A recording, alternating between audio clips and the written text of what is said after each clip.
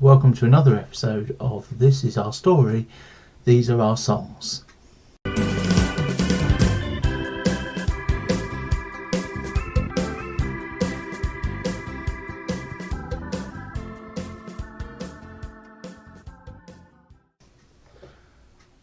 Well, for the last couple of episodes we have been thinking about some of the things that we find in the early chapters of the book of Revelation. And I've been suggesting that the visions that are going to unfold to John are visions that he can only endure because he has already been given a heavenly perspective. And that heavenly perspective has shown him that there is a throne in heaven and someone is sitting upon it. It has shown him that on earth the church is called to be a kingdom of priests, those people who through prayer and intercession bring the world before God and stand before the world on behalf of God. And last week I finished by saying that we would look this week at the fact that in that vision John said that he looked and he saw one as a lamb who had been slain. In chapter 5 verse 6 it says, "Then I saw a lamb looking as if it had been slain, standing at the centre of the throne." And I want to suggest that the thing that makes Christians strong to endure life's ups and downs is the fact that our faith is faith in the risen Christ. Right at the beginning of the book of Revelation in chapter 1, Jesus declares himself and says, "Fear not, do not be afraid. I am the first and the last. I am the living one. I was dead, and now look, I am alive for ever and ever, and I hold the keys of death and Hades."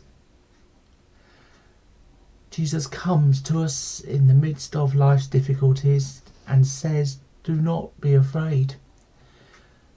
He comes to us in the midst of life's difficulties to remind us that he himself has been through death and yet is alive.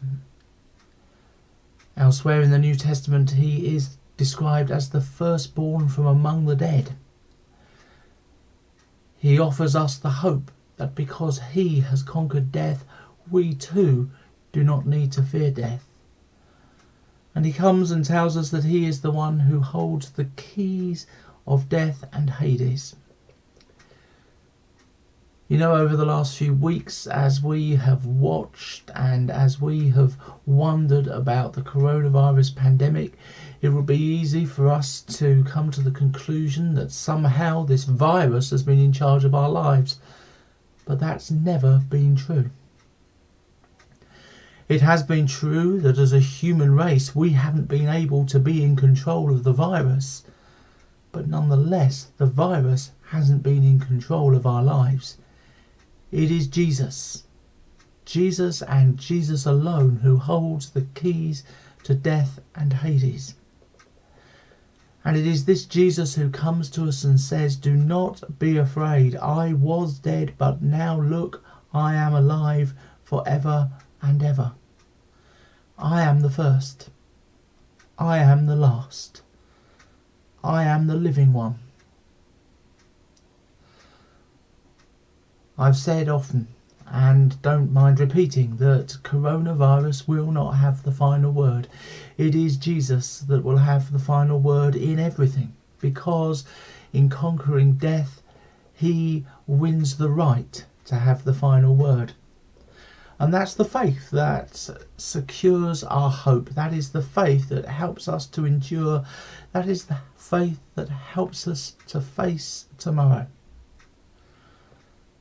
And the song that I've chosen for this episode today is a song that has been the favourite of people that I've met along the way.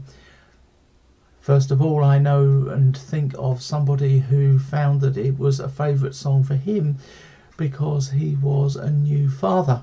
He had become a dad and he had found faith all around about the same time. And so he loved the verse that says, "When I hold the newborn baby, And the idea that that child can face the future with confidence because Jesus is alive. Because he lives, I can face tomorrow. Because he lives, the newborn baby can face tomorrow. And another person who I know this is their favourite, who will choose it every time they're given the chance to choose it, is somebody who found faith later in life. And after much living, came to discover that they could face tomorrow because they had discovered that Jesus lives. Because he lives, I can face tomorrow. Because he lives, all fear is gone. Because I know he holds the future. Isn't it a wonderful thing to know that our future is in safe hands? That the God who has known us from before we were born, who knit us together in our mother's wombs, knew that these times would come, and he hasn't abandoned us, and he won't abandon us. We can face tomorrow because we know that Jesus lives.